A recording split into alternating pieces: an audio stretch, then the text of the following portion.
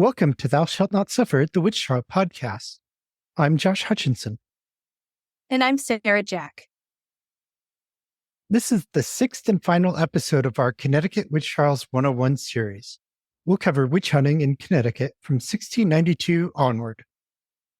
We begin with the story of the other New England witch hunt of 1692. The Stamford Fairfield witch hunt of 1692 began with the alleged possession or affliction of Catherine Branch, a servant in the household of Lieutenant Daniel Westcott. On May 27th, Lieutenant Westcott complained to the authorities that his servant had been bewitched for more than 5 weeks. Contrary to popular belief, the 17th century colonists did not jump to conclusions when a person presented symptoms of affliction.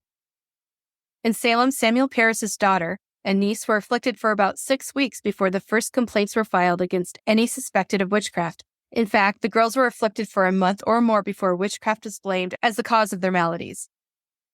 In the Stamford Fairfield witch hunt, several neighbors were indeed skeptical of Catherine's fits. Rather than rush to judgment, some conducted experiments, as we'll talk about later. Author Goodbeer says Stamford people did not assume blindly, but tried experiments to determine. Richard Godbeer says, "What matters is understanding what people believed and thought was going on and what shaped their behavior." After 5 weeks of dealing with an afflicted servant, Daniel Westcott was convinced that she was being afflicted by witches. So he complained to Major Nathan Gold, Captain John Burr, Captain Jonathan Selleck, and Lieutenant Jonathan Bell. He described the affliction of his servant to them. Catherine's fits started in April of 1692 while she was gathering herbs. Quote, "She was seized with a pinching and pricking at her breast. She being come home fell a-crying, was asked the reason, gave no answer, but wept and immediately fell down on the floor with her hands clasped." This condition lasted 2 days. Then Catherine said she saw a cat. She was asked what the cat said. I really seriously wonder here, why did they ask what the cat said? You mean like how they assumed it was talking to her? Yeah. Why would you assume that the cat was talking because she said she saw a cat? And your first question is, what did it say? Not what color was this cat? How big was it? Where was it? We didn't see a cat. They knew their witch lore. I guess, but it still seems strange to ask that question. It was a leading question, which could have planted ideas in Catherine's mind. A theme to remember. At any rate, Catherine said that the cat had promised her fine things and that, quote, she should go where there were fine folks. Her fits continued. She was asked about the cat again, only now there were multiple cats. When they spoke, they told her they would kill her. She saw a table of meats in a room with 10 sitting and was invited to eat.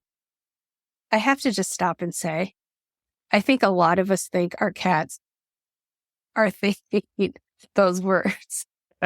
We just can't hear it. So I can see how if someone is in hysterics at all, them imagining a cat saying it would kill them. It's not that far of a leap. No, people probably have that dream all the time. 13 days passed and she was still afflicted. At one point, she had 40 fits in one night, and for the first time, she blamed witchcraft. She cried out, "A witch, a witch," and said that she felt a hand. The next week, she saw, quote, a woman stand in the house having on a silk hood and a blue apron. The evening after that, quote, she meet an old woman at the doors with 2 firebrands in her forehand. The woman had 2 homespun coats, one tucked up around her, the other down. The following day, she named Goody Clausen. And then she saw Clausen often for a week. She said in her fits, "Goody Clausen, let's have a turn at heels overhead." Withal saying, "Shall you go first or shall I?" said she. "If I go first, you shall after." And with that, she turned over 2 or 3 times, heels overhead. Sometime later, she saw, quote, a short old woman and lame, calling her hookback, crumpback, having on a homespun coat and waistcoat and a black cap. Quote, her master being gone a deputy to the court of election at Hartford, she named Mercy Woodbridge, then changed it to Holdbridge, who lived in Campo. At some point, she saw, quote, a black woman, thick lips, and of a middle stature, neither old nor young, who had on an old large samar, a dirty shift, and a dirty cap. Quote, she cried out in her fit, Mercy, why do you meddle with me? I never did you any wrong. What's that to me if my master did? Quote, the woman told her that he had wronged her in giving in evidence against her. Quote, sometimes for several days together, she'd be almost wholly dumb. At other times, singing, laughing, eating, writing. This is another thing that reminds me of Salem. There, the afflicted persons would at times be well and at other times be in their fits. Catherine supposedly levitated. She was carried up against the planches. The next night, Westcott, quote, saw her move on the floor upon her back without stirring hand or foot to make that motion. Catherine was examined by the court on May 27th, 1692. She named Goody Clausen, Goody Hipshod, and Mercy Holbridge Disborough. She said, quote, she went thither to Campo on foot by day, and that Mercy was her pilot, thither and back again. On May 28th, Elizabeth Clausen was examined at a court in Stamford. She did, quote, absolutely and peremptorily deny herself to be any such person. She did admit to quarreling with Daniel Westcott 8 or 9 years before. Elizabeth was searched by 5 women. Mary Ambler, Sarah Finch, Bethiah Wood, Sarah Traherne, and Martha Holmes. Nothing unusual was found. Mercy Disborough was also examined at a court in Stamford on May 28th. Mercy, quote, denied herself to be any such person, or that she any ways knew or was privy to any means whereby the girl was so afflicted. Quote, she averred that she never saw or knew of the girl before now. Disborough's body was searched by 7 women, Mary Ambler, Sarah Finch, Bethiah Wood, Sarah Traherne, Widow Hardy, Martha Holmes, and Elizabeth Clements. Quote, they found a teat or like one in her privy parts, at least an inch long, which is not common in other women. Back in court, Catherine Branch is lying on the floor, looked at Disborough and said, quote, 'tis she, I am sure 'tis she, and presently fell into a like paroxysm, or fit, as she usually is troubled with. Clausen and Disborough were searched again, and the jury of women returned the same findings. Clausen was clean, Disborough had a teat. On June 2nd, a special court was held in Fairfield. Mercy Disborough asked, quote, to be tried by being cast into the water to, quote, vindicate her innocency. Mercy Disborough was water tested on a Monday. And she said, quote, do you think that I would be such a fool as to be hanged alone? On June 4th, 80 neighbors signed a petition defending Elizabeth Clausen. Quote, since we have known our said neighbor Goodwife Clausen, we have not known her to be of a contentious frame, nor given to use threatening words, or to act maliciously towards her neighbors, but hath been civil and orderly towards others in her conversation, and not to be a busybody in other men's concerns. At court on June 6th, Mercy was examined. And witness Thomas Bennett said, quote, Mercy Disborough told him that she would make him as bare as a bird's tail. Elizabeth Bennett said, quote, Mercy Disborough did say that it would be so pressed, heaped, and running over to her after some difference that was about a sow of Benjamin Rumsey's. This was apparently a reference to Luke 6:38. In the King James Version, this verse reads, give, and it shall be given unto you. Good measure, pressed down and shaken together, and running over, shall men give into your bosom. For with the same measure that ye meet withal, it shall be measured to you again. Elizabeth definitely felt like she was getting told what goes around comes around. She definitely saw it as a threat that you're going to get what you give. And so expect payback. Thomas Bennett lost 2 calves. Within 2 weeks of this loss, he lost 30 lambs. Later, he lost 2 more calves. Henry Gray said, quote, Mercy Disborough said she could not abide the said Henry Gray ever since he bought a parcel of apples of her mother, Mrs. Jones. And Elizabeth Bennett Sr. and Elizabeth Bennett Jr. both confirmed this. Quote, about a year ago or something more than that, he had a calf very strangely taken and acted things that are very unwanted. It roared very strangely for the space of near 6 or 7 hours. Also, a lamb acted in a very strange manner and died. 2 or 3 months ago, he tried to bargain with the Disboroughs for a calf, but they couldn't agree to a price. Mercy was supposedly pissed. Quote, Disborough's wife was very angry and many hard words passed. Also, 2 months ago, he lost a cow. A heifer was ill, so he cut off part of the poor cow's ear and then whipped her with his cart whip. When she ran, he continued to whip her until she was well. Yeah. WTF is up with these people and the way they treat animals. Quote, the calf he had of said Disborough looked like a new calf. The hammer strokes and crosses was plain to be seen in the calf from the time he had it until a short time before he carried it home. And then in about a quarter of an hour, the calf changed its looks and seemed to be an old calf that had been used about 20 years, and that sundry nails appeared which he could not see before. It was some kind of something made out of a calf skin that they called an old calf and would have had hammer strokes and stitches in it. So Henry was at his brother Jacob's house, and Mercy was there. She said, quote, that because he would not have the cattle, she had said that it should cost him 2 cows, which he told her he could prove she had said. That same day, and Gray believes at the very same time, one of Thomas Bennett's cows was taken strangely, and Bennett used his cart whip to torture that animal until it acted well again. And the same day, Gray got home and his wife told him that she had to call for the cart whip to whip a strangely affected calf, but it got well before the whip came. Anne Godfrey went with young Thomas Bennett's wife to Disborough's house and, quote, told Mercy Disborough that Henry Gray's wife said she had bewitched her husband's oxen and made them jump over the fence and made the beer jump out of the barrel. But Mercy answered that there was a woman came to her and reviled her and asked her what she was doing. She told her she was praying to her God. And then she asked her who was her God.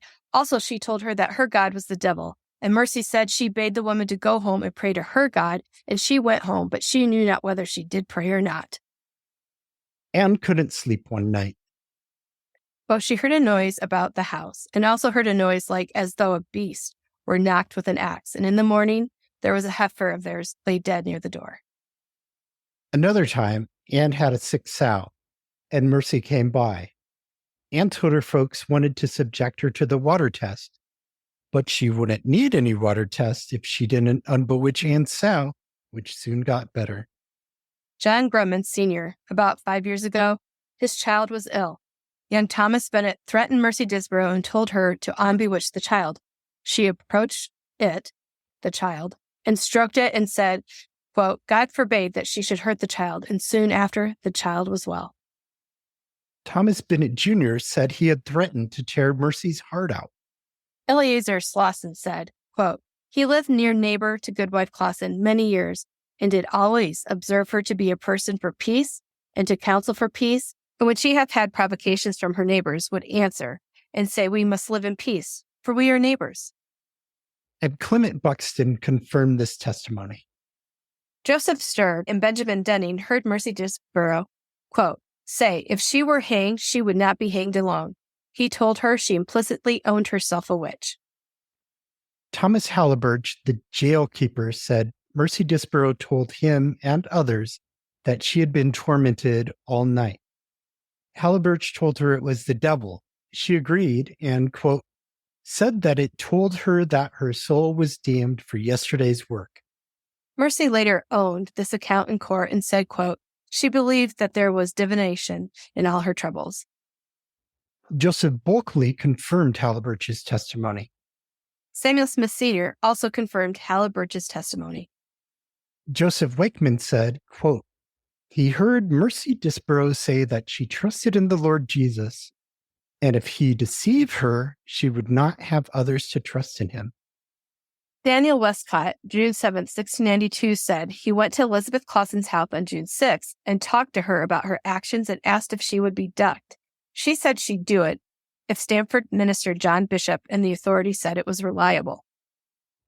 Later that night, Catherine Branch had her worst fits yet. That night, Daniel's child climbed out of bed. When Daniel returned the child to bed, he lay beside Catherine Branch, quote, to hold in her fits, which being straining, lolling out her tongue, and jumping up and down. And she took hold of my hands, and immediately something whipped me across my face like a cord, that I both felt and heard the stroke, and it smarted for some time after. On June 13th, Catherine Branch testified to Jonathan Selleck in Stamford.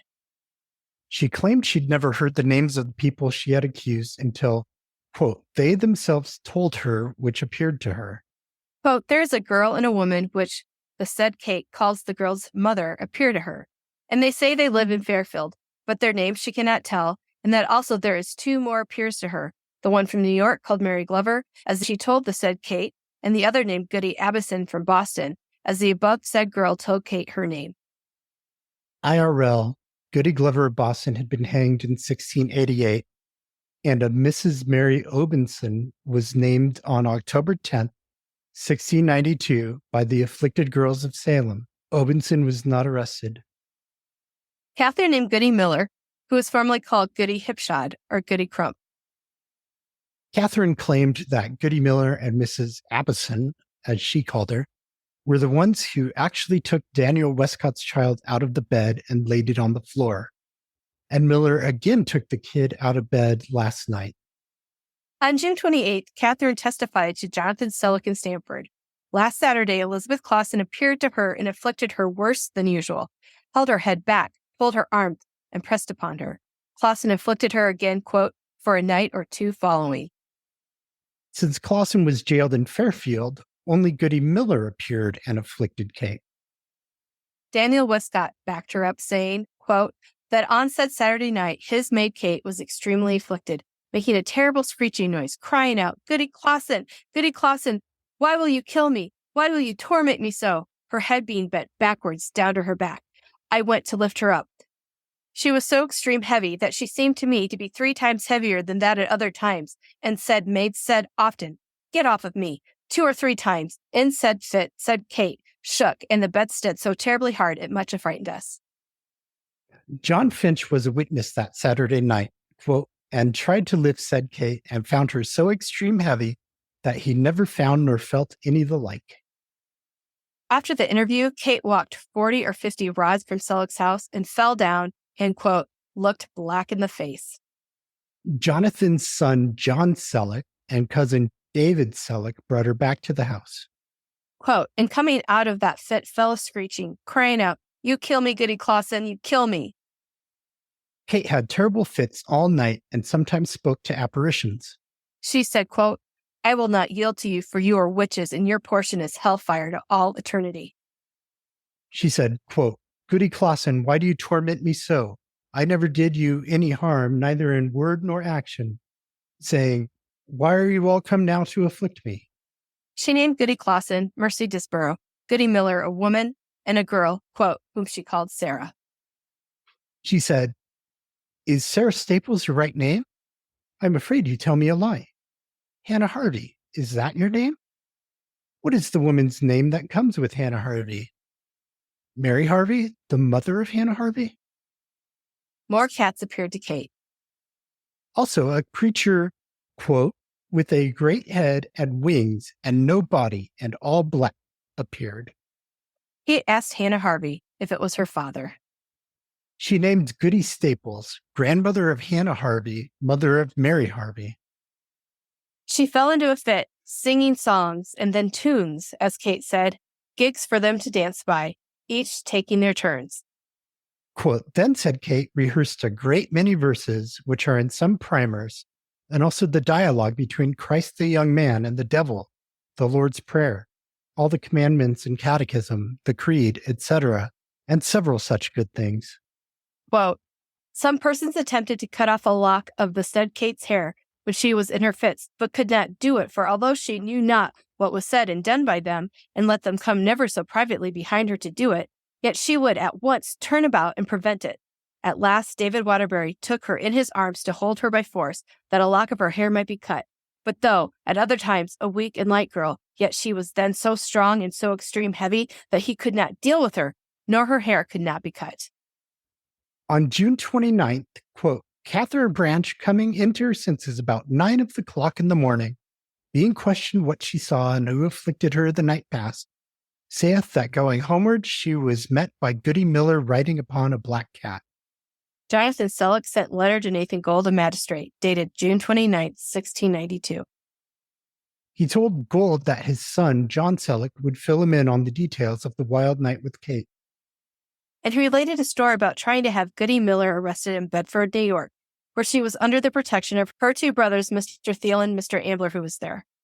Quote, Mr. Pell and Justice Thiel would not do anything, even though Kate was taken there and identified Goody Miller. Quote, Abraham Ambler told Daniel Westcott he knew what would become of her if she was sent down to us here, he not being willing to do it.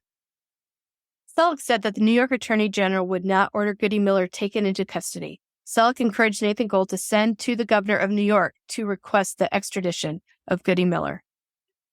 Selleck suggested that he could write to Colonel Caleb Heathcote, an influential landowner in New York, quote, who hath the greatest interest in this present governor of any man in New York. On June 30th, Mary Newman said that 2 years ago she had an argument with Elizabeth Clausen and exchanged words. The next day, 3 of Newman's sheep died suddenly. On July 12th, John Tash swore his testimony before John Reynolds in Greenwich. About 30 years ago, Goodman and Goody Owen asked him to go to George Woosley's house in Jamaica, Long Island, with Mary Staples. Riding a horse with her behind him, they came to a rough slough, and he couldn't sense her behind him. So he reached back to her and felt nothing. When they got through the slough, Staples was back on the horse. This happened at the same spot on the way to Woolsey's house and on the way back.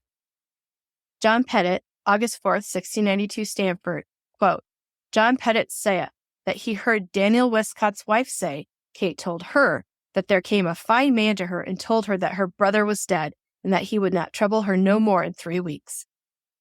On August 24th, Jonathan Bell wrote, quote, Daniel Westcott came to my house upon the Saturday before he went to May Court, and told me that his maidservant said that there came a gentleman to her that told her that her brother that was at Christopher's was dead, upon which she cried and was sad, and told her that she should have no more fits this 3 weeks. Susanna Bell testified the same. That same day, Samuel Blatchley said that Abigail Gross said that Abigail Westcott, Daniel's wife, mentioned Mercy Disborough's name in the presence of Catherine Branch. Abigail Westcott replied that Catherine was in a fit when she said that. Also on the 24th, Lydia Penoyer related that Catherine Branch told her that she, Catherine, quote, never told Joseph Garnsey and Nathaniel Wyatt that she was possessed.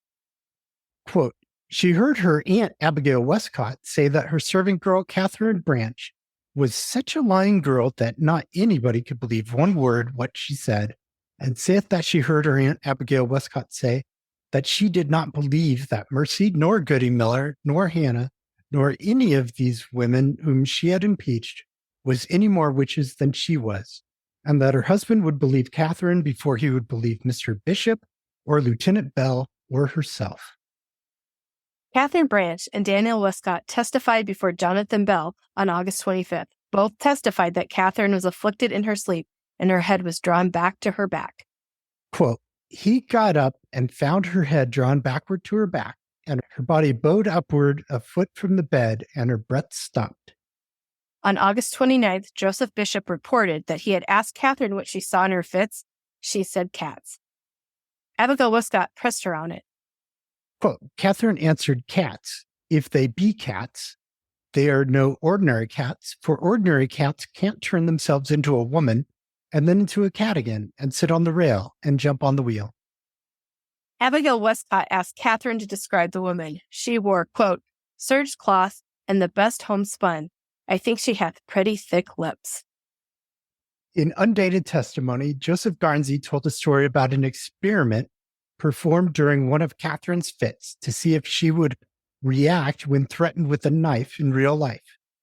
She immediately snapped out of her fit and ran out of the room. The experiment was tried again, and she again came to. This time she said, quote, I am possessed with the devil, and he appeared to me in the hen house in the shape of a black cat, and was earnest with her to be a witch, and if she would not, he would tear her in pieces. Then she said she saw the devil. According to Garnsey, quote, just at this time to my appearance there seemed to dart in at the west window a sudden light across the room. Kate saw the devil as a white dog. Kate told Garnsey she had seen the devil appear in the shapes of Goody Clausen, Goody Miller, and Mercy Disborough. The devil told her that it was really him. She said she could not tell. They might be honest women, for aught she knew, or they might be witches. Nathaniel Wyatt confirmed Joseph Garnsey's testimony. In undated testimony, Ebenezer Bishop testified that, during a fit, Catherine Branch, quote, said, now they are going to kill me, and crying out very loud that they pinched her on the neck, and calling out that they pinched again. I sitting by her, I took the light and looked upon her neck, and I see a spot, look red, seeming to me as big as a piece of 8. Afterwards it turned blue and blacker, then another part of her skin, and after the second time of her calling, I took the light and looked again, and she pointed with her hand lower upon her shoulder, and I see another place upon her shoulder look red and blue, as I saw upon the other place before, and then after that she had another fit. Hannah Knapp corroborated Bishop's testimony and added that she saw scratches upon Kate. In an undated testimony, Abigail Cross said, quote, upon some discourse with Daniel Westcott about his girls dissembling, Daniel said that he would venture both his cows against a calf, that she would do a trick tomorrow morning that nobody else could do. Abigail asked, can you make her do it when you will? Daniel said, yes, and when I will, I can make her do it. Nathaniel Cross corroborated his wife Abigail's testimony. Abraham Finch Jr. testified that, quote, he being a watching with the French girl at Daniel Westcott's house in the night, I being laid on the bed, the girl fell into a fit and fell across my feet, and then I looking up, I saw a light about the bigness of my 2 hands glance along the summer beam of the house to the hearthward, and afterwards I saw it no more. Kate said, Goody Clausen came in with 2 fiery eyes. David Selleck was lying on the bed beside Catherine while Abraham was lying on the chest. David started up and said, she pricked me. Quote, the French girl answered, no, she did not. It was Goody Crump. And she put her hand over the bedside and said, give me that thing that you pricked Mr. Selleck with. And I catched hold of her hand and found a pin in it, and I took it away from her. On another occasion, Elizabeth Clausen said, she had not confessed nor would not confess as long as she had breath to draw, or to that effect. On August 29th, 50-year-old man Samuel Hawley Sr. stated that, quote, being at the house of Daniel Westcott in the evening, I did see his maid Catherine Branch in her fit, that she did swell in her breasts as she lay on her bed, and they rises like bladders, and suddenly passed into her belly, and a short time returned to her breast, and in a short time her breasts fell, and a great rattling in her throat, as if she would have been choked. All this I judge beyond nature. Daniel Westcott confirmed this testimony and added, quote, that when she was in those fits rattling in her throat, she would put out her tongue to a great extent. I conceived beyond nature, and I put her tongue into her mouth again, and then I looked in her mouth and could see no tongue, but as if it were a lump of flesh down her throat at this often times.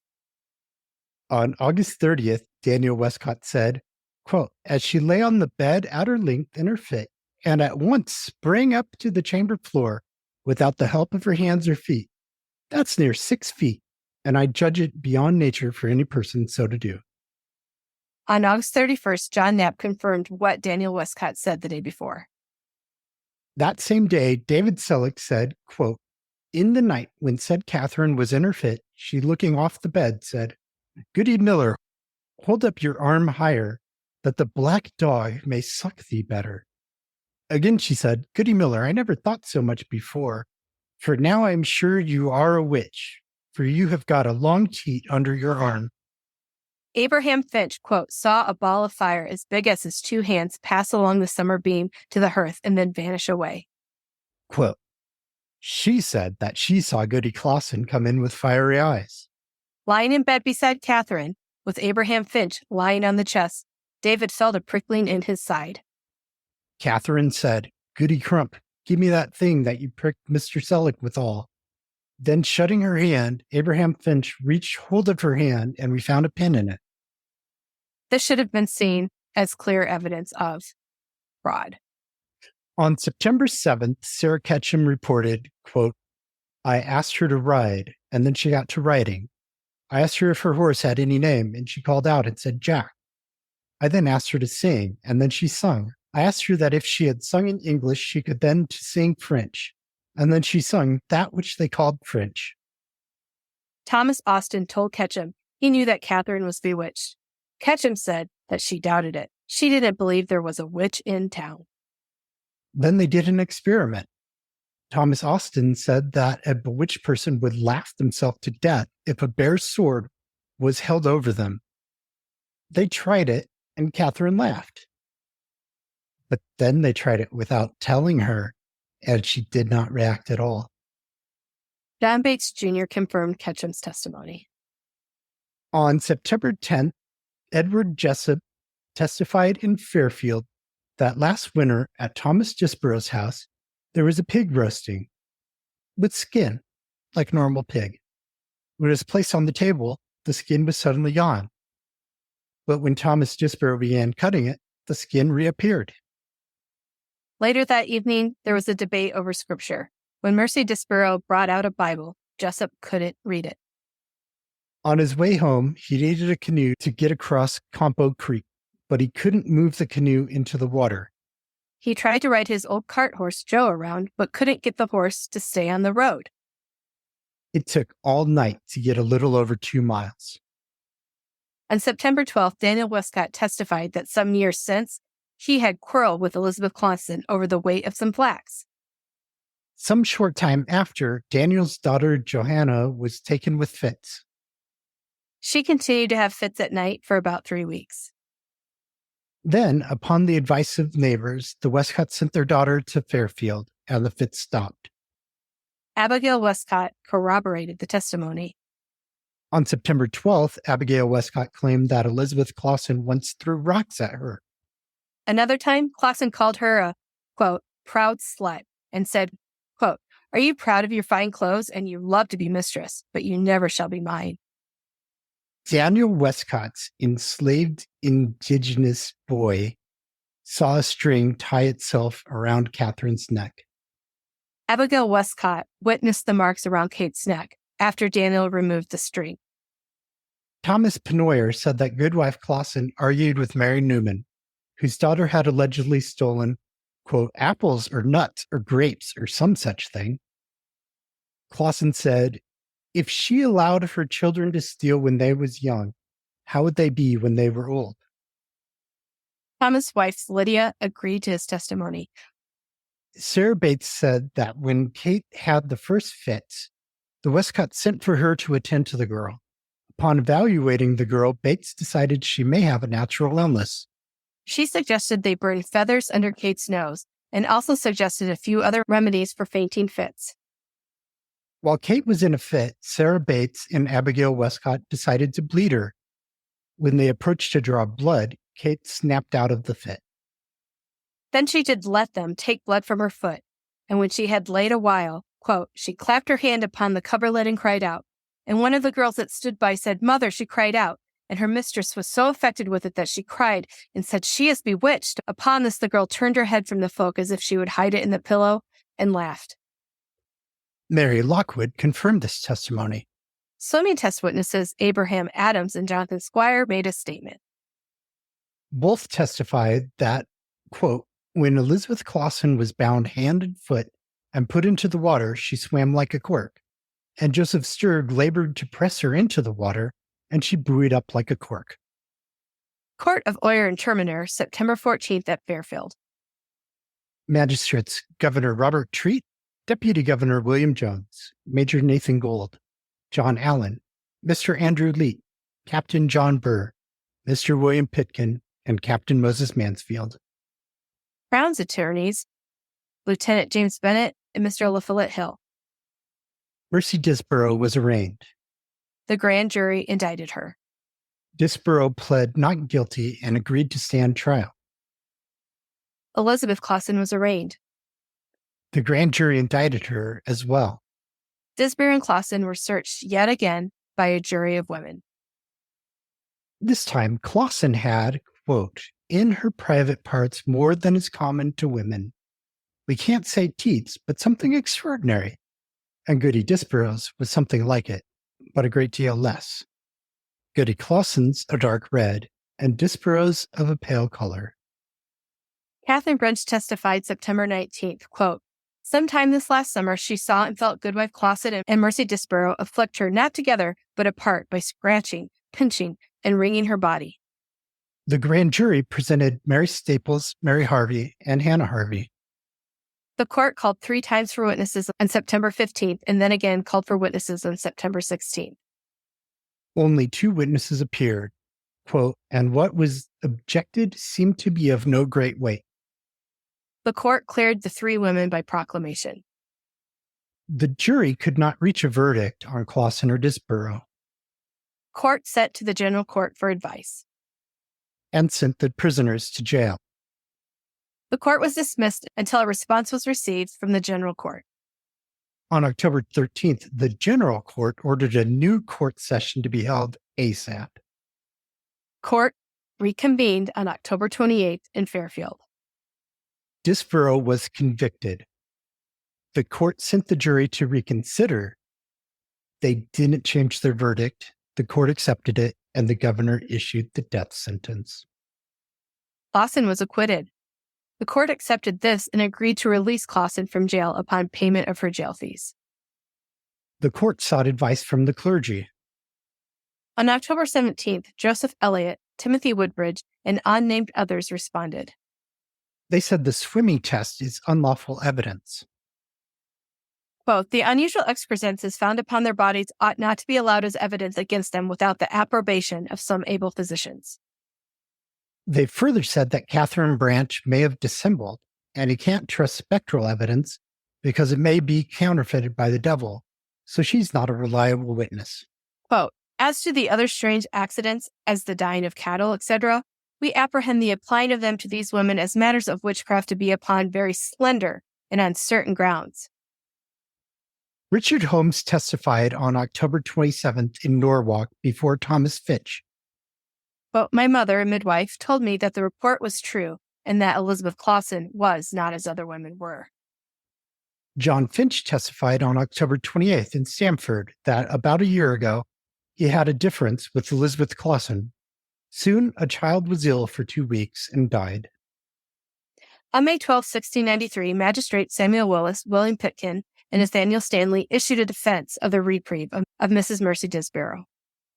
For one thing, they had the authority to do so. They had the reasons to believe the death penalty was not appropriate for Disborough. The jury was altered between court sessions. Quote, one man altered, the jury is altered. We had a good account of the evidences given against her that none of them amounted to what Mr. Perkins, Mr. Bernard, and Mr. Mather with others state as sufficiently convictive of witchcraft. There was no confession. They did not have 2 good witnesses to prove works above the course of nature. Quote, as for the common things of spectral evidence, ill events after quarrels or threats, teats, water trials, and the like with suspicious words, they are all discarded, and some of them abominated by the most judicious as to be convicted of witchcraft. Further, the witch hunt in Salem proves these things are nothing but trouble and, quote, will make hanging work apace. And at some point, Deputy Governor William Jones wrote out a document called Grounds for Examination of a Witch, which we've previously read on this podcast, in Connecticut Witch Trials 101, Part 1. Gershom Buckley later wrote a brief summary of what happened in 1692, saying, quote, a time was appointed for execution, but, upon motion, 3 of the assistants of Hartford send down a reprieve, whereby the execution is suspended till next general court. In 1693, Hugh Croce of Fairfield was accused of witchcraft after he claimed he had made a pact with Satan and sealed it with his blood. The indictment also referred to Croce afflicting unspecified people. Croce admitted in court that he had lied about the pact with the devil. On May 8th, the grand jury returned the indictment ignoramus, meaning there was not enough evidence to go to trial. Croce was released upon payment of jail fees. Here's the story of accused witches from a founding family in Wallingford. The victims were Winifred Benham Sr. and Winifred Benham Jr. This family, like the Staples Harvey family, included 3 generations of women targeted as witches in a direct line of descendants. As the mother of Winifred Sr., Mary Hale was tried as a witch in Boston, Massachusetts, about a decade before. The genealogy story of Winifred Benham Sr. has been confusing due to the complexity around her name origins and the thin trail of her mother's marriages and court case. We won't get into that today because what we can know of the Benham women's link to Mother Mary Hale is through court record statements and family connections through legal records. Winifred Benham Sr. and Winifred Jr. can likely be linked as the daughter and granddaughter of accused Boston witch Mary Hale by looking at court records. Winifred Sr. and Mary Hale both gave their testimonies in a deposition in a 1656 lawsuit for Hugh Williams. This is pieced together in the July 2007 American Genealogist article called Origin of Accused Witch Mary Williams King Hale of Boston and Her Brothers Hugh, John, and possibly Nathaniel Williams by Michael J. Leclerc and D. Brenton Simons. In their depositions, Mary refers to, quote, her brother's house, and Winifred refers to, quote, her uncle's house in the lawsuit, naming Hugh Williams as the brother and uncle. The article goes on to explain how record evidence connects the Williams brothers together and to Mary Hale and Winifred Benham Sr. The article further establishes this link with trial records from the 1680-81 witchcraft case of Mary Hale, wherein she identifies Winifred's daughter Joanna Benham, born 1662, as her granddaughter, as well as a deposition from Joanna in the case where she identifies herself as Mary Hale's granddaughter. Witchcraft charges against Mary Hale in February and March 1681 stemmed from the suspicious death of Michael Smith, a mariner who had formerly lodged at Mary Hale's house and who had attempted to court her granddaughter, Joanna Benham. Smith claimed shortly before his death that Mary had bewitched him while he was at the Isles of Shoals and at Bilboa, and further that in a separate incident, she transported him to Dorchester, where he encountered a coven of witches. After his courtship with Joanna failed, Smith began seeing another young woman named Margaret Ellis of Boston, who became one of the chief accusers against Mary Hale when the mariner died under strange circumstances. According to the article, among the unusual witchcraft evidence used against Mary was a test using a bottle containing Smith's urine. When the bottle was stopped, Mary moved to and fro in an agitated manner throughout the house. When it was unstopped, her movements ceased. It is unclear whether Mary Hale was convicted because no further records have been identified yet. We have no record of her life after this. We do not know when or where she died. Mary Hale's daughter and granddaughter, Winifred Benham Sr. and Jr., were also destined to endure witchcraft charges. Winifred Sr. had moved with her husband Joseph in 1670 Wallingford, Connecticut, before her mother Mary Hale's trial. Joseph Benham, like his father John Benham, was one of the 37 founders of Wallingford. We know what land the Benham men held in Wallingford and that they had meeting house seat assignments in Wallingford as well. Legal troubles for the family began in 1691, when Joseph Benham was tried for describing the selectmen of Wallingford as, quote, no more fit for townsmen than dogs. In the following year, he threatened a neighbor, Goody Parker, with his gun for casting aspersions of witchcraft upon Winifred. Joseph had already had his mother-in-law and daughter Joanna embroiled in a witchcraft trial in Boston. In 1692, several townsfolk, such as Hannah Parker, Deacon Hall, and Anna Street, approached Reverend Samuel Street for guidance, and together reported a formal complaint against Winifred Benham to the county court. Winifred Sr. was charged at the New Haven County Court for witchcraft, but the court found insufficient grounds to convict her. It appears she pleaded innocent and did not implicate others as witches. She was released with the warning that more suspicion would bring more charges. It is believed that in June of 1693, there was further examination about witchcraft, but we currently have no record. In 1697, Winifred Benham Sr. was accused of witchcraft again, this time along with her 12 or 13-year-old daughter, Winifred Benham Jr. Winifred Sr. and Winifred Jr. were sent by local officials to High Court for witchcraft charges to the Superior Court in Hartford. With no further witch trial cases on record, this leaves the Winifreds as the last two accused witches sent by local officials to a higher court in the New England colonies. The court records indicate that present were Robert Treat Esquire, Governor, William Jones Esquire, Deputy Governor, and Major Moses Mansfield, Assistant. The accusers represented at this trial were Ebenezer Clark, Joseph Royce, and John Moss Jr. They testified that Sarah Clark, daughter of Ebenezer Clark, John Moss III, son of John Moss Jr., and Elizabeth Lathrop, were physically harmed by the apparitions and witchcraft of Winifred Benham Sr. and Winifred Benham Jr., or by the devil in their shapes. Joseph Benham was ordered to pay £21 for their appearance and for them to be jailed until the next convening of the court in October. On October 7, 1697, the Court of Assizes met in Hartford, and prosecutor Daniel Clark argued that Winifred Benham Sr. and Winifred Benham Jr. of Wallingford had made dealings with Satan and, through this relationship, had been causing mischief around the town of Wallingford, hurting numerous people and disturbing the peace. They were also accused of causing the death of a baby. More details on the Winifred Benham Sr. witch trial saga appear in the writing of Robert Galef in his More Wonders of the Invisible World. He reported that she was searched for teats and water tested. This is where it is stated that the Winifreds were acquitted in the 1697 trial and fled to New York. Like her mother, we lose the trail of Winifred Benham Sr. We do not know when or where she died, or when or where she is buried.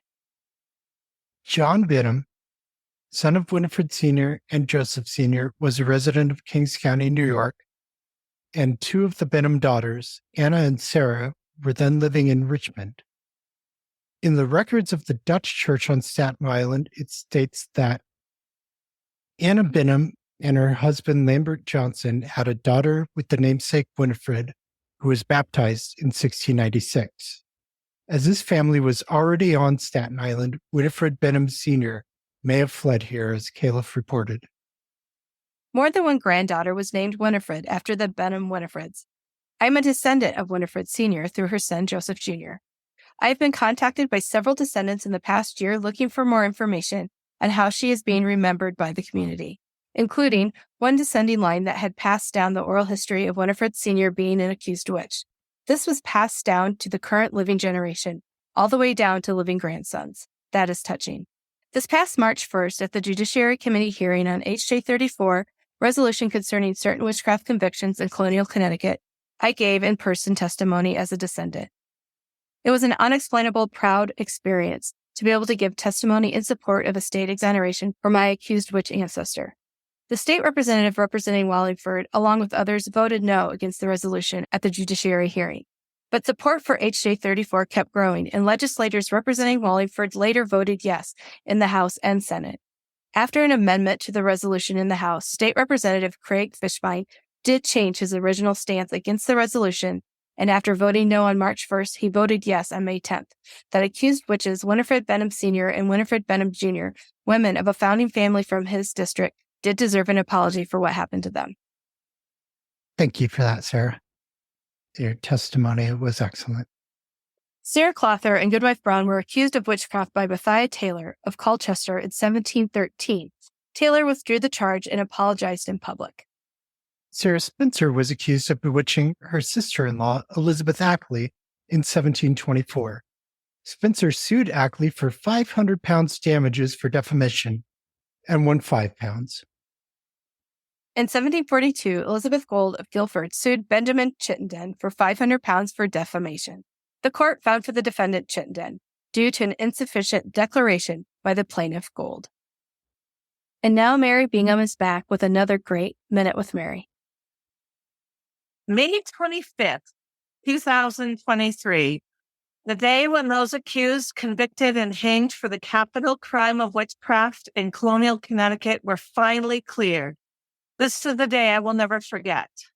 The first order of business for me was to travel the 2 hours south to Hartford from my hometown in New Hampshire and arrive by 11 a.m. All I wanted was to be with the people, my people, who worked tirelessly since May 26th of 2022 to secure justice for these victims who lived over 3 centuries ago. They lived in our hearts in an indescribable way that day. Not knowing the city of Hartford, I wound up parking at the old State House, thinking it was close to the Capitol. Wrong. I ran 15 minutes clear across town in sandals that would have no doubt twisted a smaller ankle than mine, and I almost fell into a sinkhole as I rushed across the further side of Bushnell Park. When I entered the Capitol after going through security and then ascending 4 floors to the gallery, I was never so happy to greet my fellow team members with warm hugs and smiles. Then the wait for final passage of our bill, HJ 34, began. We weren't sure how long that would be before the bill came before the Senate, early in the afternoon or closer to midnight. So we listened to some of the other important bills presented that day, went for lunch in the cafeteria, hung outside the gallery and talked, and then went downstairs for ice cream. At 4:30, some of us were still downstairs when the urgent text came through that our bill was now before the Senate. We ran up 4 flights of stairs in record time for the final time that afternoon. When I took my seat, I felt like everything was surreal. I listened as the senator spoke for well over an hour. Final passage of this bill meant so much to us, the descendants, those who still suffer brutally as a result of active witch hunts today, as well as those who risk their lives advocating for the modern day victims. We knew from firsthand knowledge that other countries watched to see what the state of Connecticut would do. At about 6 p.m. Eastern Time, the bill passed. Connecticut had corrected the historical record for the world to see. What joy and exhilaration I felt as tears of relief fell from my eyes for about 10 minutes straight. I was so grateful to finally meet and thank in person State Representative Jane Garibay and State Senator Dr. Saud Anwar, who were workhorses on behalf of this bill. Then I got my private wishes to celebrate with my team members over good food and a nice glass of wine. The following day, I realized my ultimate dream when I knelt down and ran my fingers through the earth where both Alice Young and Lydia Gilbert lived and walked. Another most wonderful part of this journey, to meet people who have not only become friends, but who have become my family.